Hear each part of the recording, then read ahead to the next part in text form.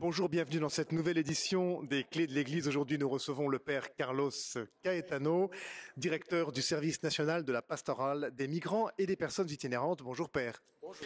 Le 15 janvier, ce sera la journée mondiale du migrant et du réfugié. Cette journée, instituée par le pape Benoît XV en 1914, prend un sens tout particulier en cette période que nous vivons. Pourquoi ? Actuellement en France, on réclame la sécurité plutôt que le respect des droits fondamentaux. On demande la fermeture des frontières plutôt que l'accueil des demandeurs d'asile.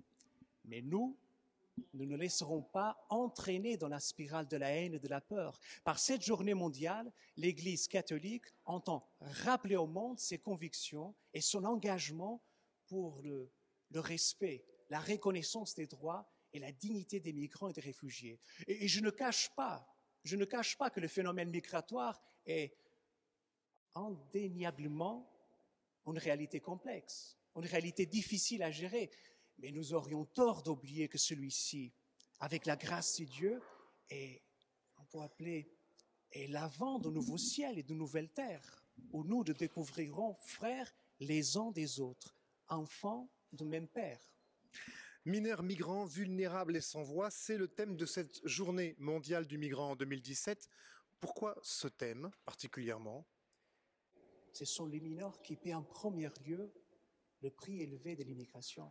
Et c'est pour ça qu'à l'occasion de la journée mondiale de migrants et de réfugiés, l'Église tient à attirer l'attention sur la réalité des migrants mineurs, en particulier ceux qui sont seuls, en demandant à chacun de prendre soin des enfants qui sont trois fois sans défense, parce que mineurs, parce qu'étrangers et parce que sans défense.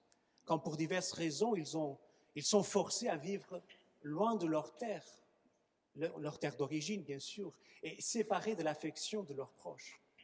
Le pape François adresse un message particulier pour cette journée. Il nous dit quoi ? Quiconque accueille à mon nom un enfant comme celui-ci, c'est moi qui l'accueille. Et celui qui m'accueille, ce n'est pas moi qui l'accueille, mais c'est lui qui m'a envoyé. C'est comme ça que le pape François commence ce message. C'est quelque chose qu'on trouve dans l'évangile de Marc, dans l'évangile de Matthieu, dans l'évangile de Luc, dans l'évangile de Jean. Et par ces mots, les évangélistes rappellent à la communauté chrétienne un enseignement de Jésus qui est enthousiasmant et à la fois exigeant.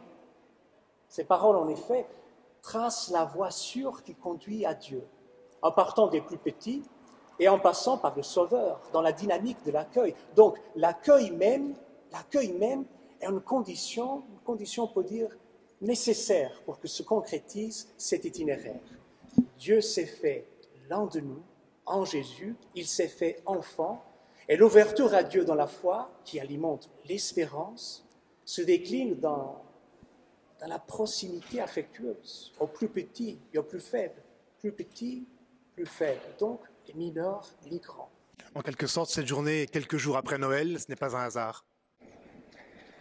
Ce n'est pas un hasard, en effet. C'est toujours au début de l'année, c'est toujours encore dans un contexte du Noël. C'est un moment où nous sommes invités à méditer le mystère de l'incarnation. Et notre foi aussi, elle doit être une foi incarnée dans le contexte actuel, dans le contexte que nous sommes en train de vivre ici en France et en Europe. On ne peut pas rester seulement au niveau de la foi des idées.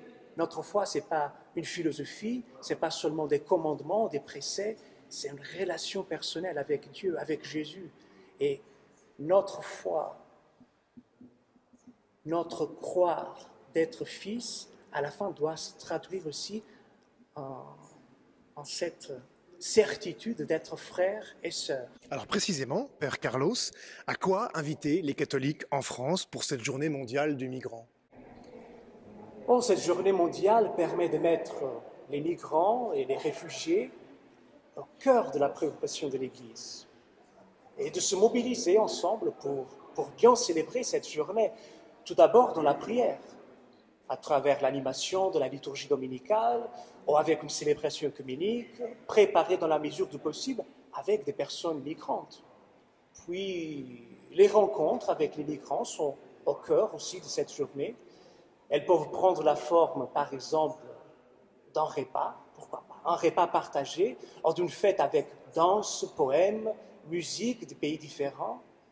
Les témoignages y ont toute leur place, témoignages de personnes exilées comme des personnes engagées dans des initiatives d'hospitalité. À beaucoup d'endroits, cette journée est aussi l'occasion d'aller à la rencontre des migrants présents sur place et pas forcément visibles ni connus par les communautés chrétiennes, pour nous inviter au repas, à la fête et bien sûr pour les chrétiens, à la prière. Dans la mesure du possible aussi pour les impliquer dans la préparation, dans la réalisation, pour qu'ils aient toute leur place. C'est notre fête, la fête des peuples.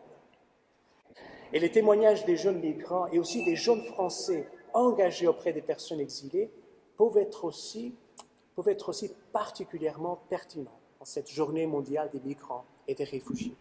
Merci beaucoup, Père Carlos, pour cet éclairage sur cette journée mondiale du migrant et du réfugié qui aura lieu le 15 janvier. Vous l'avez compris, prière, rencontre, découverte, rassemblement. Les communautés et chaque catholique est appelé à se mobiliser, je redis, le 15 janvier. Merci.